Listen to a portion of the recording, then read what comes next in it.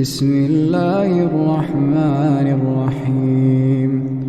شهر رمضان الذي أنزل فيه القرآن هدى للناس وبينات من الهدى والفرقان،